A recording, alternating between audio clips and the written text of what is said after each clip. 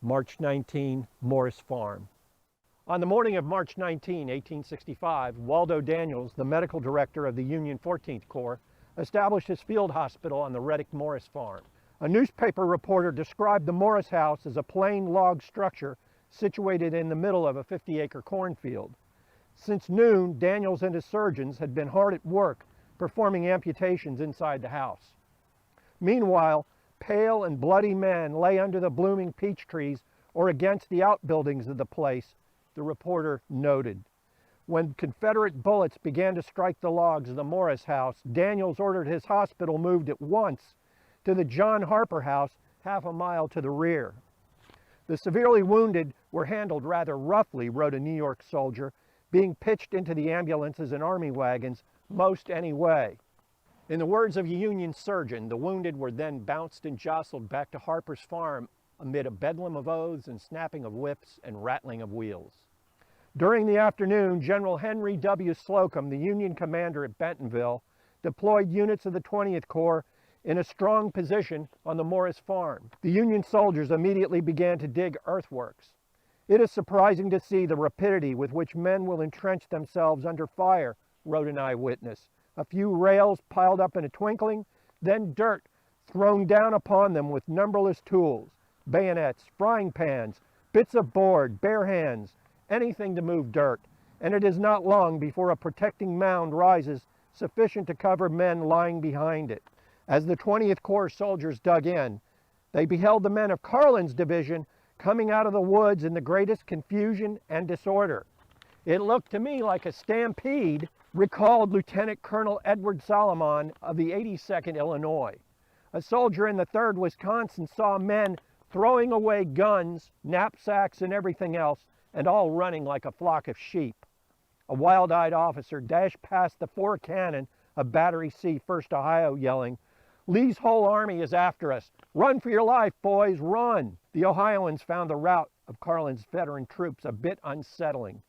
The 14th Corps boys were not in the habit of running away from a fight, recalled one artilleryman, so he knew that there must be something ahead worth running from.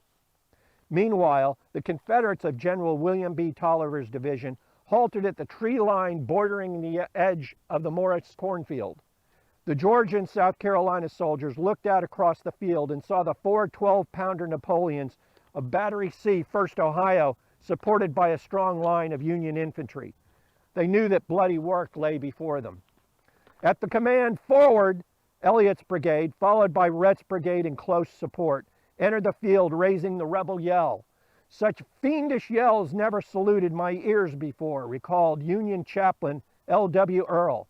Why, it seemed as though the doors of perdition had been thrown wide open and that all the devils were out. The crews of Battery C fired volley after volley of case shot at the advancing Confederates. With each salvo of lead and iron balls tore into the ranks of Elliott's brigade or plunged into the sandy soil at the Southerners' feet, creating a blinding sandstorm. My eyes were in a moment filled with sand dashed up by the shrapnel which struck all around, wrote Corporal A.P. Ford of Elliott's brigade. I wiped them with my hand and, keeping them closed as much as I could, kept on at a run. Then disaster struck the advancing Southerners. As Elliott's line swept past within close range, 2 Union regiments rose up from a ravine and opened fire on their right flank. The surprise was complete, and most of Elliott's men fled to the rear. Now it was up to Rhett's brigade to press the attack. The South Carolinians advanced to within 30 yards of the Union line before faltering in the face of the combined firepower of the Northern infantry and artillery. The cannon fire was so loud, recalled a Union soldier, that we had to make our nearest neighbors understand us while the ground trembled under our feet. The soldiers of Rhett's brigade fell back to the tree line and rallied. As the afternoon wore on, the Confederates assaulted the Union line on the Morris farm 4 times, only to find the Northerners better prepared each time. The Southerners launched the final assault just as the sun went down, reported an eyewitness, and they came into Mr. Morris's open field silently, without that yell, universally accounted part of a rebel charge. Joining Rhett's brigade in the attack were elements of the Army of Tennessee and Harrison's brigade of McLaw's division. The Confederates advanced a short distance into the Morris field before a storm of bullets, shrapnel, and bursting shells compelled them to fall back to the tree line.